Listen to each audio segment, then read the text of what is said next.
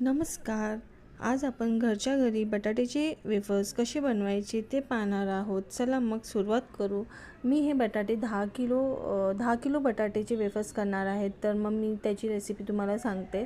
बटाट्याचे साल काढून घेतलेले आणि स्लायसरच्या साहाय्याने असे काप करून घ्यायचे आणि बटाटे छान धुवून घ्यायचे 3 ते 4 पाण्यातनं. आणि हे दुसऱ्या दिवशीचा हा व्हिडिओ आहे.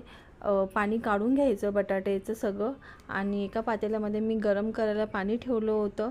त्याच्यामध्ये बटाटे टाकलेले आहेत. बटाटे 10 किलोचे असल्यामुळे मी ते 2 ते 3 बॅचेसमध्ये करणार आहे, म्हणजे केलेले आहेत. आणि बटाटे टाकल्यानंतर मीठ टाकायचं चवीपुरतं आणि चारी बाजूनी बटाटे छान गरम पाण्यामध्ये हलवून घ्यायचं, त्याला छान वाफ लागू द्यायची. बटाट्याची वेफर्स जास्त शिजवायचं नाही पाण्यामध्ये. एखादं बटाट्याचे वेफर्स आपण बघायचं हातामध्ये घेऊन ते लवचिक आहे की नाही. जास्त शिजवायचं नाही. 5 मिनटं आपण गरम पाण्यामध्ये ठेवायचे. हे मी आता साडी टाकलेली आहे.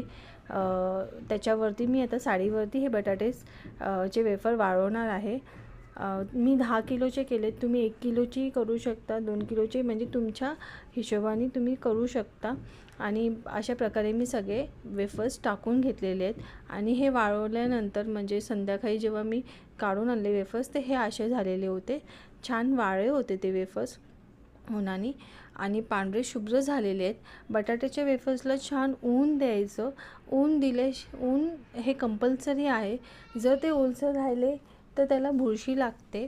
आणि तुम्हाला मी तळूनही दाखवते किती छान ते फुगतात आहे तेलामध्ये टाकले का.